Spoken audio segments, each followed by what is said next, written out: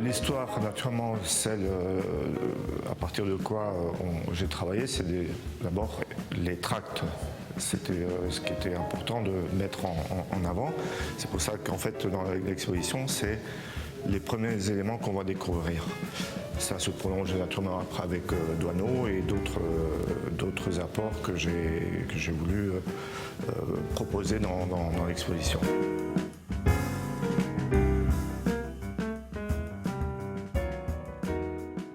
Ce sont quand même des documents authentiques qu'on a voulu enrichir aussi avec un fond, notamment le fond de vitrine, en agrandissant certains documents parce qu'ils n'étaient pas très lisibles, ou ils le sont de moins en moins, on va dire. Et puis aussi l'agrémenter de quelques objets, notamment où l'histoire des tracts, ça commence quand même d'abord avec une machine à écrire, et ensuite en passant par le travail de typographe. Donc on a la casse et puis le châssis avant de passer vraiment à l'impression des documents.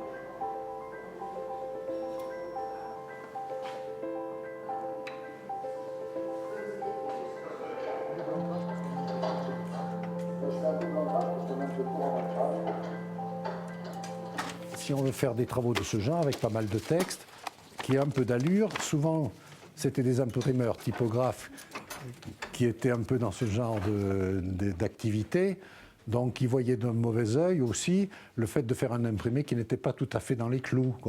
Donc c'est pour ça qu'à travers ça, on reconnaît la main d'un typographe de l'époque. Je travaille surtout avec M. Villoutret, qui est un ancien typographe de Saint-Junien et qui a gardé beaucoup de ses outils et tout le matériel de typographie. Là, on a donc, vraiment un atelier. C'est un atelier, le terme de reconstituer n'est peut-être pas le terme juste parce que ça signifierait qu'on aurait eu une référence d'un atelier, qu'on l'aurait reproduit d'une certaine manière.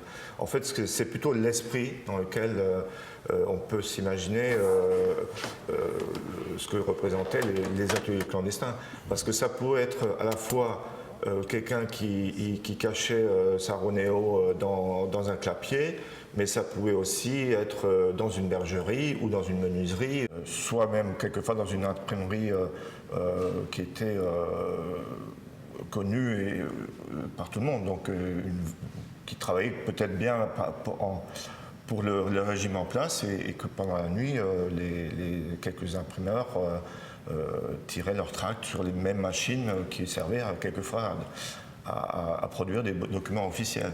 Alors, Bastard Pierre, 18 février 1924, né à Limoges, employé à l'imprimerie Rivet sur 21 route d'Aix à Limoges, avec un patron, Étienne Rivet, qui n'était pas un patron, mais un père de famille pour nous. Et puis un beau jour, il me fait appeler dans son bureau et me demande « Pierre, ce que je vais te dire est d'une importance capitale, mais il faut que tu aies l'accord de ton père.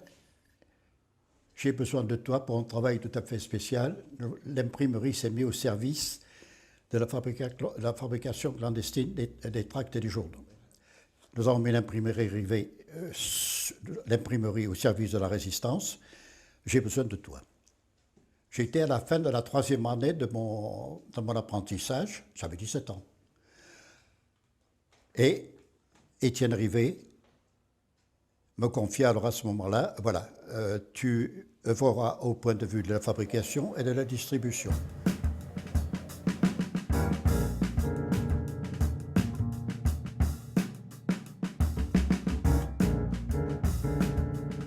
Alors, ce qu'on sait, c'est que ces photos ne sont pas prises sur le vif. C'est dans certains cas, et bon, en majorité, ce sont des reconstitutions. Mais ça permet quand même aujourd'hui de faire découvrir les conditions dans lesquelles ont été faits ces tracts et ce que ça signifiait être un clandestin. On l'amenait à l'imprimerie, et puis moi, un jour, place des Carmes, j'avais mon truc là comme ça sous la main.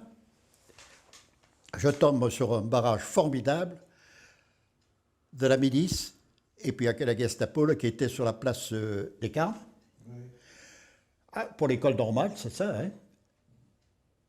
L'école normale était à côté. Hein.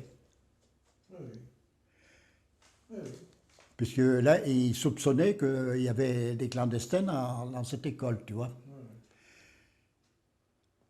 J'ai pris ma galette, je l'avais sous le bras. Bon, pour dire que j'ai pas eu peur, oui, j'ai eu peur. Hein. Puis ceux qui ne connaissent pas la peur, ben, c'est qu'ils l'ont pas vécu. J'ai rencontré là, formidable. Je suis rentré dans le premier bistrot venu, sur la tête de ma pauvre Raymond. Hein. Je lui ai dit au patron du bistrot, planquez-moi ça sur le comptoir. Eh bien, il l'a fait, monsieur.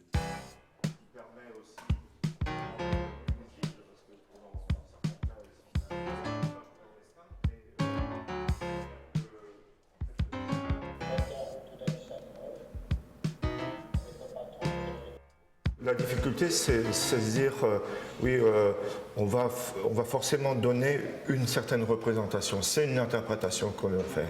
Et ça, je dois l'assumer. Et dans toute l'exposition, je dirais, à tout moment, ce sont que des interprétations que l'on fait.